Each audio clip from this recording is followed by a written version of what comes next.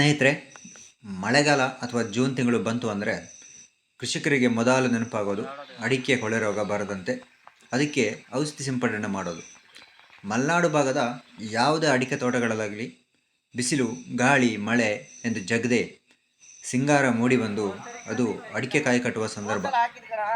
ಆ ವೇಳೆ ಕೃಷಿಕನಿಗೆ ತಾನು ಸಾಕಿ ಬೆಳೆಸಿದ ಪೋಷಿಸಿದ ಮರಗಳಲ್ಲಿ ಬಂದಂಥ ಫಸಲು ವಾಡಿಕೆಗಿಂತ ಹೆಚ್ಚು ಮಳೆಯಾದರೆ ಎಲ್ಲಿ ಕೊಳೆರೋಗ ಬಂದು ಒಂದು ವರ್ಷದ ಆದಾಯವೆಲ್ಲ ನಾಶವಾಗುತ್ತೋ ಎನ್ನುವ ಭಯ.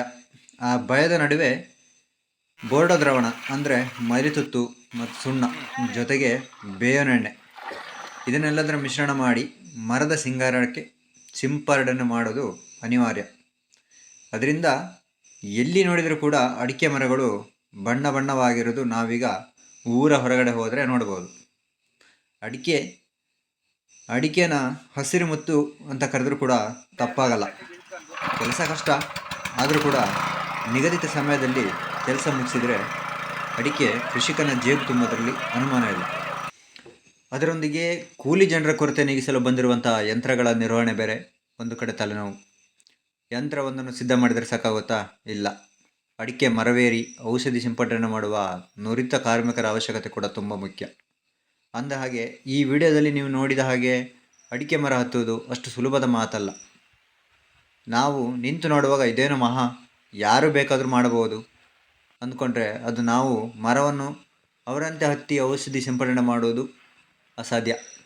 ಏನೇ ಆಗಲಿ, ಕಾರ್ಮಿಕರ ಕೊರತೆ ಎಂದೋ ಅಥವಾ ಕೂಲಿ ಜಾಸ್ತಿ ಎಂದೋ ಗೊತ್ತಿಲ್ಲ, ಇತ್ತೀಚಿನ ದಿನಗಳಲ್ಲಿ ಮರವೇರಿ ಔಷಧಿ ಸಿಂಪಡಿಸುವುದರ ಬದಲಾಗಿ ಆಧುನಿಕ ತಂತ್ರಜ್ಞಾನಗಳಾದ ಫೈಬರ್ ದೋಟಿ ಅಥವಾ ಡ್ರೋನ್ಗಳ ಮೂಲಕ ಔಷಧಿ ಸಿಂಪಡಣೆ ಮಾಡಬಹುದು.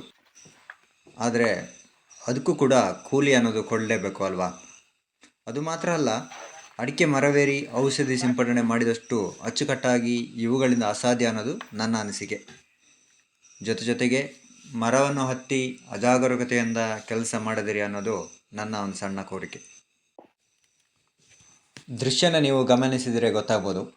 ಮರವೇರಿ ಕೂರುವ ಮನೆಯನ್ನು ಬಳಸಿ ಮರದಲ್ಲಿ ಕುಳಿತು ಸುತ್ತಲಿನ ಮರಗಳದ ಸಿಂಗಾರಗಳಿಗೆ ಔಷಧಿಯನ್ನು ಸಿಂಪಡಣೆ ಮಾಡ್ತಾ ಇರೋದನ್ನು. ಹಾಗೆಯೇ ಅದೆಷ್ಟೋ ಕುಟುಂಬಗಳು ಅಡಿಕೆಯನ್ನು ನಂಬಿ ಬದುಕಿದರೆ ಕೆಲವೊಂದು ಕುಟುಂಬಗಳು ಅದಕ್ಕೆ ಅನುಗುಣವಾದಂಥ ಕೆಲಸ ಕಾರ್ಯಗಳಿಂದ ಬದುಕು ಕೊಟ್ಟುಕೊಂಡಿವೆ ಅನ್ನೋದರಲ್ಲಿ ಎರಡು ಮಾತಿಲ್ಲ. ಕೆಲಸ ಯಾವುದಾದ್ರೂ ಏನು, ನಾವು ಮಾಡೋ ಕೆಲಸ ನಿಯತ್ತಿಂದ ಇರಬೇಕು ಅಷ್ಟೇ. ನಾವು ಮಾಡೋ ಕೆಲಸ ನಮಗೆ ಖುಷಿ ತಂದರೆ ಅದಕ್ಕಿಂತ ಇನ್ನೇನು ಬೇಕು ಅಲ್ವಾ? ಈಗಲೇ ಅಡಿಕೆ ಮರದಲ್ಲಿರೋಂಥ ಫಸಲನ್ನು ನೋಡಿದರೆ ತುಂಬ ಖುಷಿಯಾಗುತ್ತೆ. ಆದರೆ ಏನೋ ದುರದೃಷ್ಟ ಅನಿಸುತ್ತೆ, ಈಗಿನ ಯುವ ಪೀಳಿಗೆ ಕೃಷಿ ಅಂದ್ರೇ ಬೇಡ ಅನ್ನೋದು ಮಾತ್ರ ತುಂಬ ನೋವಿನ ಸಂಗತಿ.